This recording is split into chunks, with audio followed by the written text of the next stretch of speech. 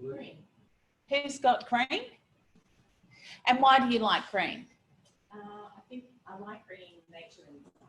Bringing nature inside, that's lovely. Anyone else would like to share? Blue, peaceful. Blue is peaceful, lovely. Now we're all old friends here, you know, like we really are. You know, we want to relax into it. Sarana, what's your favourite colour and why? Like some people saying green and blue, and another one saying blue and green and beige and white. Ah, beige and white. I'm all orange and all colours. Okay, there's some people nodding with you. And why do you like those? Sorry. No, I just love it. Okay, that's great. No, there probably is, but it doesn't. You don't have to. There doesn't have to be. No. And I've got another question: is at what age did you determine that that was your favourite? Can I say? Yes, please. When I was 6, I insisted on getting a brown dress with white spots, and my mum hated it. But I was adamant. I love 50 colours, and I know from that. That is it. And it's really interesting how, you know, people can decide from a very early age what their favourite is. And I'm not sure what, you know, whether that changes over time or, you know, I think that the more work that I do in colour, the broader that I get with the colours that you know, I understand and accept colour more. Because I think that there are associations that we have with colour, and there's certainly culturally there are associations that we have with colour. Personally, different colours can mean different things at different times of our lives, or things that have had a big impact on us. So there's a lot of things that can impact on our colour preferences, and it's all okay. You know, there is no right or wrong with colour. So then, so what is the role of black, white and grey in colour? And what black, white, and this is actually, just by the way, this is called a fog bow, this rainbow. So it's a white rainbow, and it happens when there's fog and cloud and things like that. And it's actually got some rainbows happening in behind it. It's quite a, you know, they're just interesting phenomena that you get. But black, white and grey are important in the colour story and in the colour wheel, because when we're painting homes, for example, we have the hue, which is the colour, and then we have the tint, which is the colour with white in it. We have the tone, which is the colour with grey in it, and we have the shade, which is the colour with black in it. So when I was talking about working with couples, it can be that you like red. Your partner likes, you know, this kind of dirty red, browny, you know, colour that is, you know, that you don't really, you can't see how he could like that or she could like that. And, you know, and so what that really is you've got the same base colour. It's just that they like a darker version of the same thing. So once you start understanding those things about people's colour preferences, you can start to see where we can bring in similarities. The other thing too is if you look at where red is on the colour wheel, green is opposite red. So they're complementary colours on the colour wheel. So one of you might be in the red areas, and you can be wherever on the colour wheel in your colour preferences. What I do is I ask people to pick 3 they love, 3 they don't. And then they get to make those choices separately, so independently of each other. And I ask the kids to pick their own choices as well. Because we're all individuals and people get to tell their own story in the home. Because one of the things that this process does, the colour psychology process does in a home, is actually represent all of the family. And it can be a situation where, you know, one family member might be saying, well, you know, I don't know what anyone wants, so I'm just going to pick what I like. But I think it works more harmoniously if everyone can be represented in some way. And there was a couple that I had, and their colour preferences were quite different. And he really liked orange, and she didn't like red, orange, or yellow. So, you know, orange was not going to be something she wanted in her house, really. They had wood floors, so you know, we weren't totally cancelling out that orange type tone. So he got a little, you know, thin strip under his desk in his office. He got that bit of orange in there. So, you know, we were able to represent his colour scheme. But they had colours, you know, we're finding the similarities for people too. So when we start looking at colour psychology as such, as opposed to the colour wheel and selecting colours, colour psychology is the study of colour as it determines human behaviour. And this is actually a Wikipedia definition of it. So, you know, when we think about colour psychology, how does colour make us change the things that we do? You know, when you wear a different colour, do you feel braver? Do you feel calmer when you're wearing something else?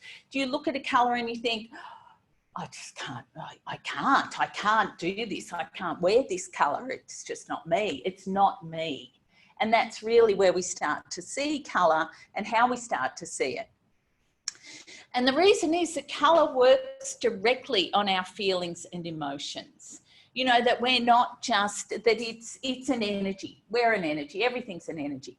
And so it's really just something that is there to enhance us. Colour is literally in our DNA, although we can't see the colour of DNA with the human eye.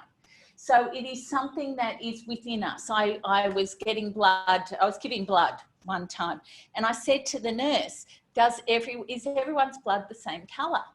And she said, yes, it is. And isn't it beautiful? And, you know, like we are really, you know, it really is all about our similarities and our differences, our uniqueness and our, you know, our ability to be able to come together but really express ourselves as well. And this is where I think colour psychology is really an important and interesting area to be studying.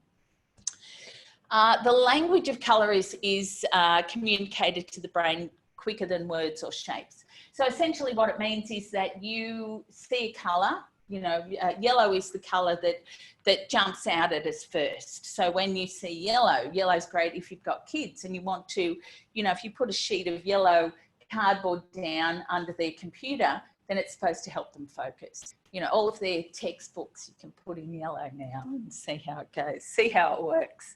And it's because we see yellow and it draws our eye to it. Colour psychology is also used widely in marketing and branding. And what it does is that it is used to influence consumers' behaviours and perceptions of goods and services. And a lot of our colour selections, a lot of business colour selections can be a bit hit and miss because we haven't known a lot about the psychology of colour. You know, it's been kind of woo-woo thinking. We're not totally sure whether it works. And the architect that I work with, she actually says, look, you know, when I see it, I think, oh, it's a bit woo-woo. She goes, but it works, you know. So how does that happen? This is an Australian brand, Aesop, which is, this is their London store, and all of their stores are actually different. But what research has shown us is, and this is their motto, a respectful response to function and setting. Now, you can almost see the type of people that they're looking to attract there. They're looking to attract people who like order, who like things that are, you know, not all over the place. The colours aren't all over the place, that it's a very serene kind of orderly setting and it's expensive. And so, you know, they're really telling that story with how their walls are set up, how their display is set up. And so they're warm colours. So we say warm colours and cool colours. The warm colours are the reds, oranges and yellows. So when you think of the warmth of the sun, that's, you know, that's kind of where your warm colours come from. And so research of shop fronts has shown that red, orange and yellow tend to attract spontaneous purchases. And these are also the action colours. And again, when you think about the warmth of the sun and the cool, the cool is a time, you know, it's cold, you don't want to be doing all that much, but you want to be moving around when the sunshine starts to come out at this time of year. And then this one is a display in the cooler colours, in the violet, blues and greens. And people, you know, if you ask someone what's their favourite colour, they might go more towards the cooler colours, but they are prompted into action by the warmer colours. So, you know, I mean, there's a lot more research to be done in this area, but it's always interesting to have some starting points, to have some things that tell us a bit more about colour and how we understand it and the depth of our understanding. This is when you're looking at colour meanings, what people in business are trying to do, in large companies, are really to harness and corral those colour meanings so that they can tell a story. They can tell a universal story to us all. And so when we look at some of the major brands in the world, they are telling stories through their colours. And you know, when you see the warm colours, there's a lot of action brands there. When you see the cooler colours, we're starting to think in terms of trust. You know, the dentist, the doctor, the, you know, people who are in those types of health and human services type areas, they will be tending more towards those warm colours. And so it's really, and grey is balanced, because grey is neither black nor white. And so it can also be indecision. All of the colours have a positive and a negative connotation as well. So if you like it, you look at what the positive meaning is. If you dislike it, you look at the negative meaning. And it's all got something to tell you about yourself and how you see the world. And I've done colour psychology training, the same training, a number of times. And it was really interesting that there were colours, yellow green was one of them, that I had a difficult relationship with my mother when I was growing up. And it's about feminine leadership. So one of the meanings of yellow green is around feminine leadership. So it was a colour I didn't like at all. And then, you know, the third time I was doing the study, I realised, oh, I can remember a time in my childhood where that colour, you know, I understand why I didn't like that colour, and I was able to let that go and keep going. So there's kind of that therapy aspect, if you like, of actually understanding colour psychology, that it works on so many different levels. You know, that understanding colour is our friend, it's not our enemy, and it's really trying to help us to understand ourselves better. And then McDonald's. McDonald's really shows us how colour psychology can be used to help create an iconic brand that is recognised around the world. And the colours that they have chosen, that yellow is a yellow-orange, and that is the colour of gold. That is the colour of fun, happiness, abundance on all levels. And gold is universally, it is one of the rare colours that universally around the world, we understand it to have one meaning, and that is abundance. And so when you go into a McDonald's, you're having this positive, happy experience. With the red is about action. It's the masculine energy. So you want people moving through the McDonald's quite quickly. And so it is about action, moving forward. And so you've got this happy, positive, abundance, because you're not spending as much as you could be spending somewhere else, and so they're telling this story with the color that we're not even aware of. They also add green as well. They'll add a green to their McDonald's, which is when you go internally, and that is the home and the heart. So, you know, they want you to relax and have that kind of peaceful feel when you're in there. But they also want you to be moving through pretty quickly as well. A couple of the things that colour psychology isn't. It's not fashion. So, and fashion is really a 20th century construct. Back in previous times, there were, the very wealthy could get fashion made. They could get clothes made for themselves personally. and there'd be a lot of colour in those clothes. The less money you had, the less options that you had with, you know, with what you could wear or what you could buy. And so fashion was a very personal thing. When we started having movies and seeing women wearing gorgeous dresses and all of those types of things, fashion became a thing within itself. It became more of a mass marketing idea. And so we took the individualism out of fashion and tried to help people to make decisions around what our choices are. Colour psychology is not trends. So it is, again, trends are also something that we use to help us, you know, to be part of the community, but also to help us make decisions. And while these things are useful, it's not really what colour psychology is about and what your personal preferences are about, because they're about you. And colour psychology is not guesswork. But it is unique. It is unique to you, and that is what's important about it. Is really, it's a totally different way of looking at colour, as far as colour is out there and it's not in here, and it's actually it is actually within you. Your colour preferences are part of who you are. So we had the first major study of colour and colour psychology in the world, done in 2017. And it was a paper company from the UK. And they actually, they surveyed, what they'd done in previous studies was, you know, a university would do a study, but it'd be of students, you know, so it was called, so the people that they used weren't really random, and the colours that they used, they picked 6 colours, and for whatever reasons they chose those colours.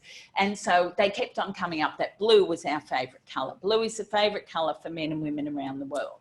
And so what this study actually did was, it was a spectrum of colours. And when I say a spectrum of colours, when you add a splash of white to red, it becomes another colour. And so there are nuances with colour. As you go through that spectrum, the colours start to change. And so people were able to be more subtle in their choices, and they were asked their favourite colours and why, and what applications they could see with it. So they ended up with, and it was done online, so they ended up with over 26,000 people who took part in this from 100 countries. And you're going to love something that is all about you and, you know, really what you like and why. And the winner, there was a winner, and the winner was going to be the person for whom the colour was named after. So, you know, you were encouraged to be part of this and see who won. And so it was a wonderful experiment that they were able to do. And what they found, some of the findings were that the world's favourite colour, the colour is personal to you uniquely. That people weren't actually, I'll go back to the previous slide, because that they would just, you know, they'd show the last 1,000 colours that were chosen, the last 1,000 colours. So they were actually going through, and you can see that people were choosing a variety of colour preferences. They were not all choosing the one, you know, there's no really dominant colour coming out to you there. It's really that personal preference is playing out in it. And then, you know, and they ended up with dots. You were able to see the colour in a dot, and isolate the colour in a dot, so you could make sure that you were actually picking that colour and you weren't influenced by the other colours around it. And so what they found is that we are unique in, you know, while we choose colours separately and together, and we're influenced by other things, you know, our choices are ours. So nobody is wrong when they choose a colour. And our eyes see colour first and then seek detail. So when you go into a setting, like I was saying about yellow, or you go to McDonald's, you see the signage first. And then you look for where the front door is, you know, that kind of thing. And it's the same in shop fronts. They wouldn't spend so much money creating these amazing shop fronts. And there's a whole psychology of how you walk into a store and how many steps and what should be at a certain step and where the colour is and how all of that works in order to prompt your purchases. So it, you know, there's a real science behind all of it as well. Actually, I should at this stage tell you about the $7,000 hamburger. The $7,000 hamburger is actually a McDonald's burger. Have you ever seen that hamburger that has, you know, it's the mouth-watering Big Mac, where, you know, you can see the sauce oozing down, you can see all the colours. It's got this, you know, it's this picture of a hamburger. And this hamburger is in Madison Avenue. They've laid the hamburger out personally. They've taken, you know, top photographers. They've done all the marketing to make sure that this is going to be the right shot and it's all going to work. And this is the $7,000 shot of a hamburger. And that hamburger then influences selections for people all around the world. And so, you know, and it's those colours that bring people out. You know, it's how mouth-watering does it look. And so it's really getting us to think our perceptions differently. So then we have we're back to the world's favourite colour project, and we look at colours in different ways. So we have new beginnings is, you know, how one person described it. Why did they choose that colour? Well, they saw that as new beginnings. For me, it's the unknown, and goodbye to winter is one person's yellow. See how they've got names down the bottom? That was their surname and the colour that they chose. And that's then how they named the colour in the end. And I'll tell you about the winning colour. But what I loved about this project and this process was that everybody had different words. They had different ways of seeing the colour. It can be as functional as my post-it note ideas. And it can be as interesting as it's both loud and soft. You know, that you have so many different ways of seeing the colour and viewing the world that you're able to really bring yourself with the colours that you select. And I like this is actually a purple up the top, but it's got a lot of black in it, the opulent death. You know, that people see things and they see beauty in different ways. But, and this graphic shows where people, that's gastronomy, that's food. So when you're looking at art and food, I could see with these, and the larger the circle, the more people chose that colour. So when you see the big circle on either side, and you start to see that there's some similarity between the love of food and the love of art, you know, that the experience, it's about having that experience. And, you know, how people start to make selections, and they're different. Those colours are different than what we originally thought, what we thought with the colours. So when you see that dark blue, that is apparently the world's most calming colour based on this research, based on this project. And so when you start to look at, this is luxury, travel and beauty are the three categories here. You can see that there's similarities between those things. That we used to think that luxury colours were, that luxury colours, Kerry's just said to me in the background, you've got this much time left, and I'm thinking, how much is that? You know, we used to think that black and gold were the luxury colours, and now we're looking at, you know, soft baby blues and oranges and violets, you know, things that we hadn't associated with that. And when you look at luxury, travel and beauty, they kind of go together. You can kind of understand why, you know, why we might group them in the same areas or the same colour styles. And then when we start looking at other things like not-for-profit, sustainability, innovation, they kind of have their own wheelhouse. They're, you know, based on what I've seen anyway, they kind of have unique and different colours, that there's a variety of things, there's a variety of colour that people associate with them. And sustainability was an interesting one because I didn't understand how grey got into sustainability. But when you think about balance as being one of its meanings, then it kind of makes sense, you know. And of course the green and the blue and the yellow, you know, the reds and the oranges, all of these colours of nature. So if you're ever in doubt about anything design-wise, go and have a look at nature, because it's very rare that you look at nature and you think, oh, what were they thinking? You know, unless there's a drought or something where you know that it's not nature at its best. But so this 170-page report that they wrote maps out the colours the world's most associates with a range of emotions, elements of the natural world and physical attributes.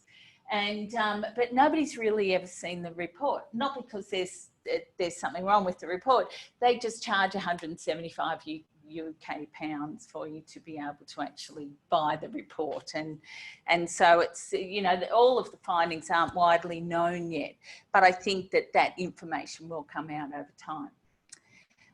And the winner is Mars green. So that was the winning colour, which is a blue-green colour. It's hard to tell on this screen because it's going to show up, you know, it'll show up differently on your screens at home as well. So, you know, but it is a blue-green colour, and blue-green is, in colour psychology terms, is communication from the heart. And, you know, who doesn't want a bit of communication from the heart every now and again? So it was nice. Mars green. Mars is the surname of the girl who named it first. So it was the first person who named it. This is me these are my hand-painted colours. And actually, this is what I used when I went into homes, as I showed you before, to do the colour selections. And when you, and now it's more sophisticated, I actually use resin colours, and I've created my own colour palette based on the resin colours. So there's, you know, it's a wide palette, and they're actually hand painted colours as well. So there's a, you know, I'm able to be more scientific about it now than I was before. But, and then people just come and pick what they like and what they don't. And then I go, it doesn't mean you're going to get a bright purple house unless that's what you want. But those colours will help influence. You might still want, and I'll show you a bit further on, you might still want a, you know, a grey, black, black and white house. But greys can have purples in them, they can have greens in them, they can, you know, there's a whole range of things that you can have that are the colours that are forming part of that grey. For example, we're moving out of the grey era, which is one of the wonderful things about the 2020s, is that we are, you know, and we were so excited. I remember that we went to a industry night, and it was probably about a year and a half ago now, when they announced, you know, and Dulux was there, and Warwick Fabrics, and the laminate guys were there, and they were talking about, we're moving out of grey. We're going to, you know, we're going to subtle, soft colours, and we're going to be moving out of grey. Of course, this year it hasn't quite happened, which is when you would start to see those products coming into the industry. But we haven't been we've been living in our homes, but we haven't necessarily been getting those designer products through. So you will start to see those coming in future years, and we'll be moving out of that. Also, these companies are also starting to use colour psychology to help them understand, you know, what the meanings are, how to create trends that are meaningful for people on more than just a surface level. So you'll start to see that happening as well. With Warwick Fabrics, I know they just did a range talking about colour psychology and, you know, helping people to understand those colour meanings. On the Tallman's website, that research shows that over 70% of Australians choose to paint their interiors white for fear of getting it wrong. Now, there's a school of thought that says there's only two emotions, and that is fear and love. So if you're fearful, that impacts on all of your choices. If you love a colour, if you love your colour scheme, that impacts on all your choices in a positive way. So it's just interesting to see how, and another thing too is how we respond to colour, that we want to go neutral in the first world. As soon as you step off a plane, remember that, stepping off a plane in a third world country, colour hits you in the face because colour is free.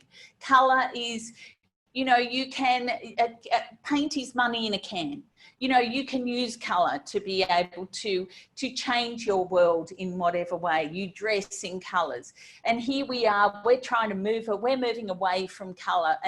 And whereas we have this opportunity to embrace colour and really be, you know, and colour doesn't have to be, this is why I wore this shirt today, is to say that colour doesn't have to be bright and vibrant. Colour can be subtle. It can be soft. You know, it can be many things. It can be, you know, it can be black and with a bit of something in it, you know, but it can really, the range is so wide, you know, it is virtually infinite. And is there anyone here, anyone who wants to admit to, or anyone online who wants to admit to being afraid of colour? You don't like colour. Do you think it's a fear or do you think it's just a preference? How would you? I just like order. So I think it's too many things all mixed up. So you like the Aesop, you know, like so that was telling you, that was sending a message to you. So yes, that's interesting. Anyone else?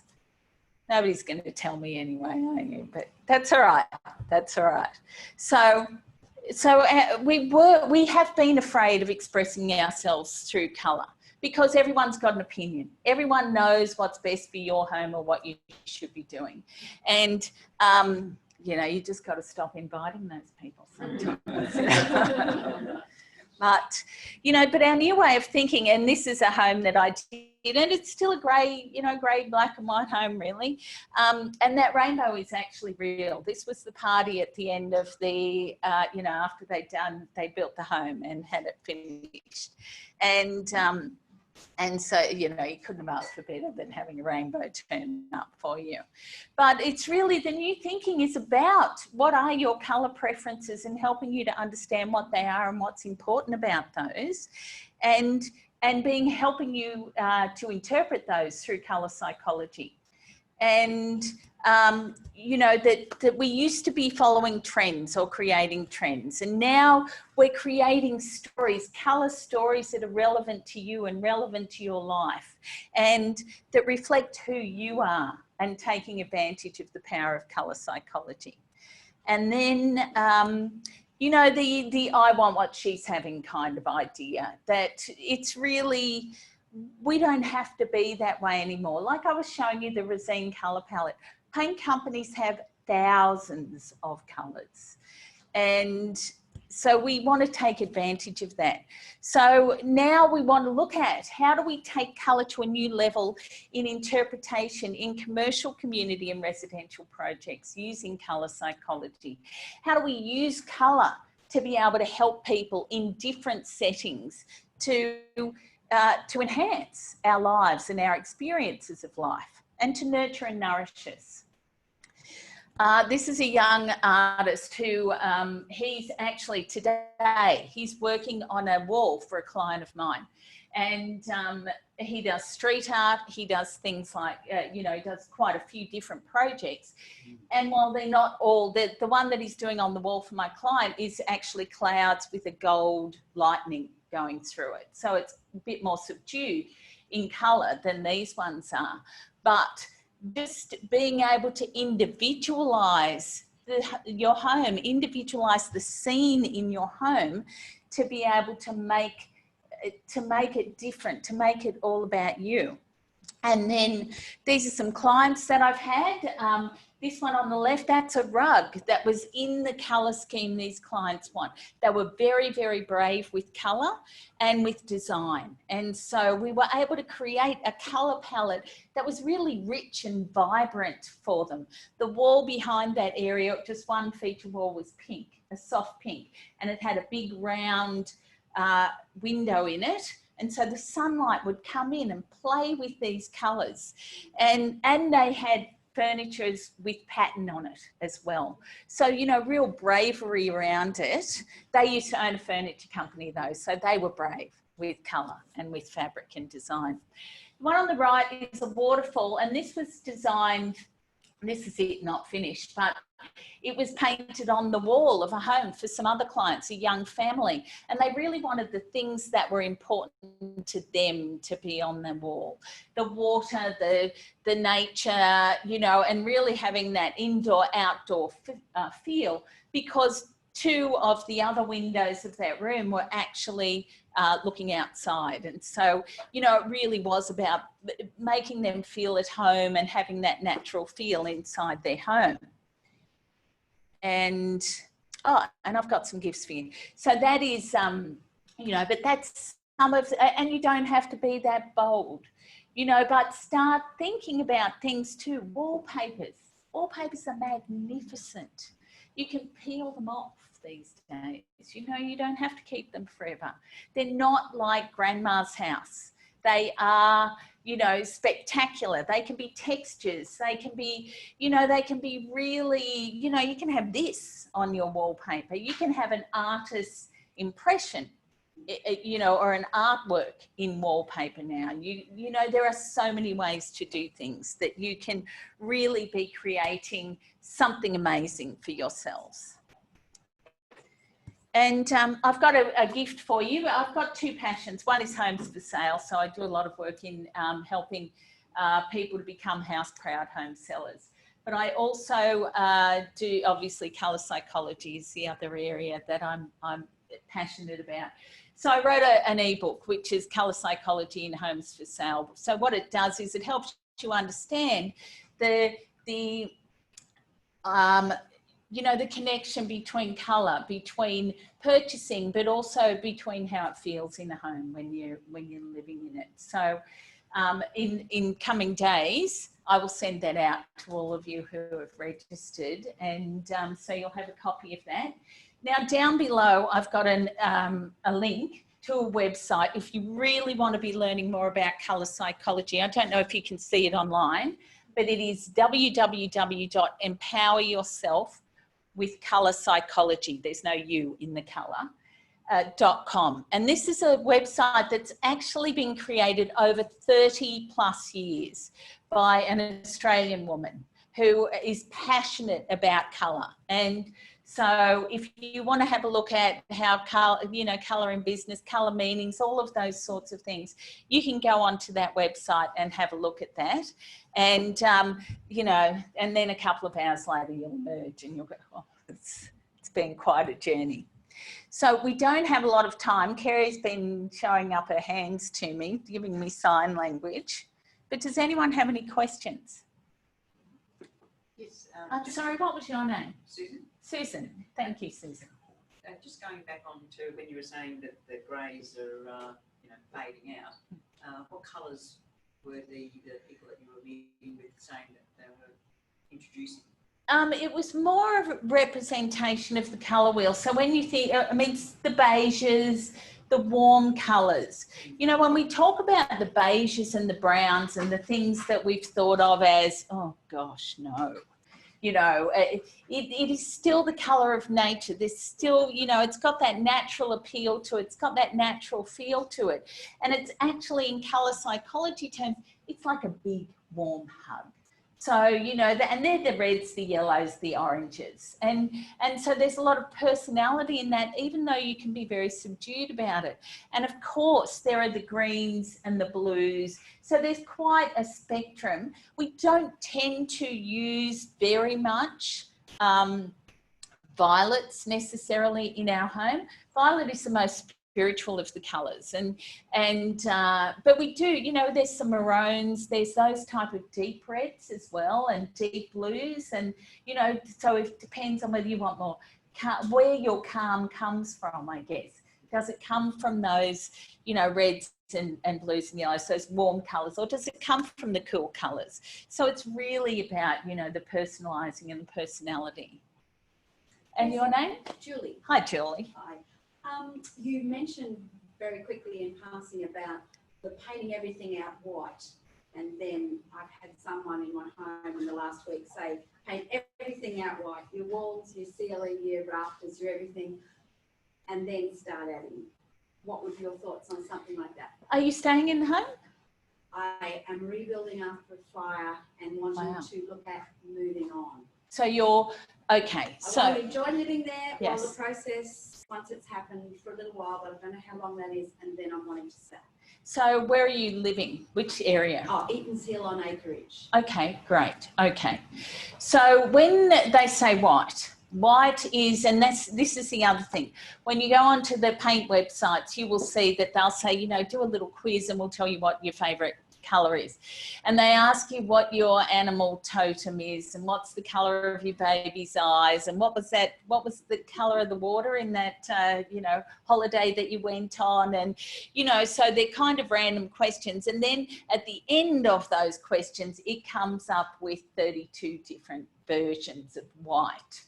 So, you know, so you're really not much closer. I guess you are closer, but you're not much closer than you were when you started. So what, if you're on acreage, you know, I sort of come back to that idea of, if you're selling, who's your target audience? Who is buying? And it's not people who necessarily want stark white houses.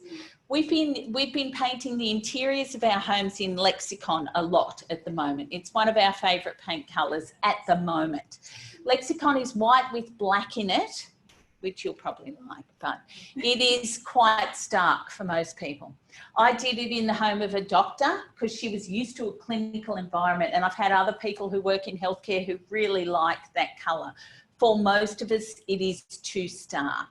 So I always look at, if you're selling, look at what the top Australian paint colours are. Two of them are natural white. So if you've got that sort of country style home, and I obviously don't know what you're doing with it, natural white will work with just about anything and really make it look fresh and bright. It's got some red and yellow in it.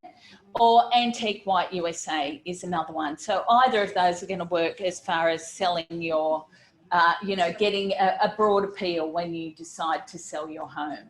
So, you know, and if they're colours that you can live with too, you know, but you can personalise it as well. I mean, if it's 5 years out, you can paint it whatever you like, you know. So just be aware, you can paint feature walls too. You can always, you know, paint over them when you decide to sell or whatever. You know, it's all about you at the moment. But I understand that you want to have that view towards the future. Anyone else got a question? Sarana. There's a question online from Bianca. She's saying, what if I cannot choose one colour because I can see beauty in all of them? So Bianca online, thank you, Bianca. Bianca's asked, what if I can't choose one colour because I see beauty in all of them? 365 days of the year, Bianca? Knock yourself out. You know, like, you can be one of those people who is changing their decor and design over and over, if you like. You know, like I said, paint is money in a can. If you've got the, you know, if you want to keep painting and trying different things are going to suit you at different times. But enjoy. That's what I would say. And what's your name? I'm Meg. Hi, Meg. I'm just interested in the balance of colour on the walls and ceiling and furniture. Like, when you're building, Yeah. do you go more neutral with the walls and that gives you more to play with your furnishings, or is that a fallacy? No, you know, there's a lot of good points about that, obviously, because you can, you know, the things that you can bring in and change in the home are things that obviously it's easier to do. You know, if you've got to be painting every year or so, you might get a bit tired of that after a while. But you can set art on the walls. You know, like you, one of the tricks, if you like, or one of the psychological things about buying homes is, I remember one day I've been into a lot of homes for sale, and I went to this one and I put wrote my business email down instead of my personal email. And the guy said to me, "Oh, you presentation sells is one of my business names. Presentation sells. Maybe you did the design of 47 Brown Street." And I said, no, didn't do that one. He said, "No, because I sold it within 24 hours, you know." And that was okay, great. And so I went in, and the house had brown furniture, brown carpet, brown tables, no art on the walls, no discernible decor. And there's a psychological thing, you know, when you see people on 60 Minutes and they're going to cry, they've got to look up because, you know, they're getting emotional. And when we cry, we go down, our head goes down, and there's actually psychology associated with that. So when we start looking at colour, you can have more of those neutral colours in that lower part of the house, but you can bring some colour into that artwork and into the areas where when you walk into a room and you're looking up, you've got those things are in your line of sight, because that's going to make you feel good. You know, having nice things on bench tops and having colour, having things that really nourish and nurture you, having bookshelves, you know, having shelves and things that are going to have pieces in them that you can change out, having books in them even, you know, the covers of books can be very nourishing and nurturing to you. There are so many ways. Having a throw rug on the couch, you know, having cushions. There's so many ways that you can do this that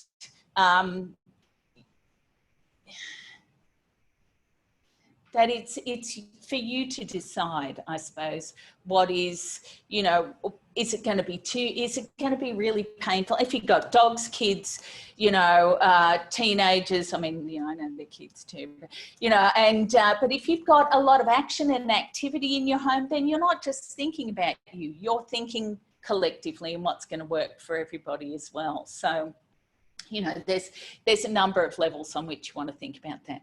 Okay, I think we're over time, but does anyone have any more questions before we go?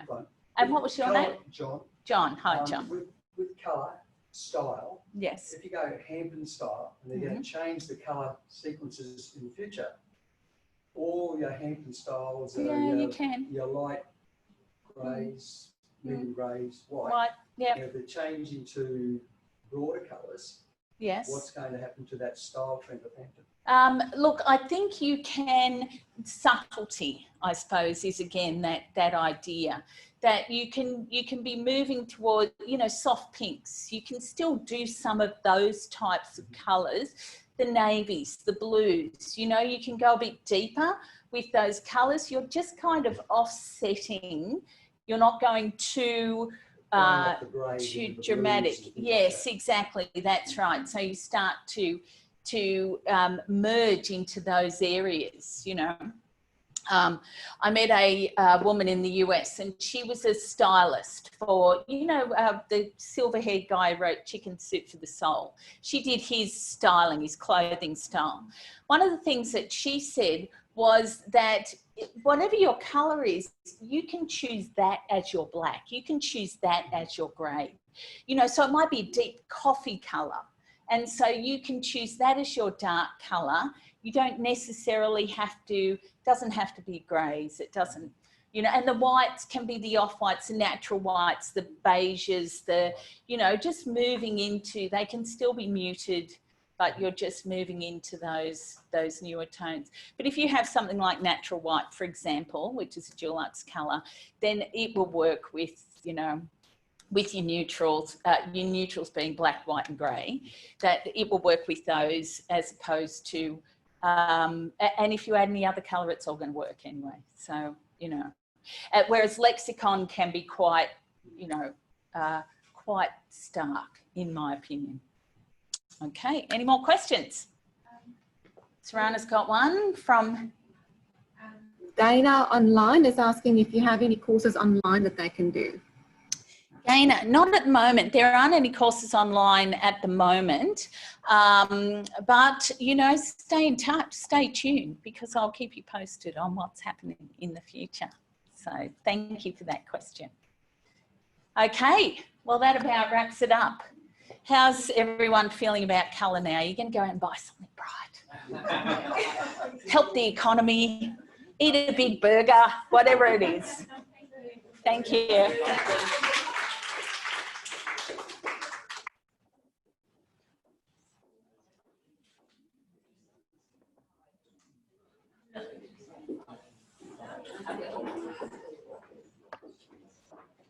Thank you very much. Thank you. Thank you. I hope you enjoyed it. Yes, thank you. Very insightful. And I'll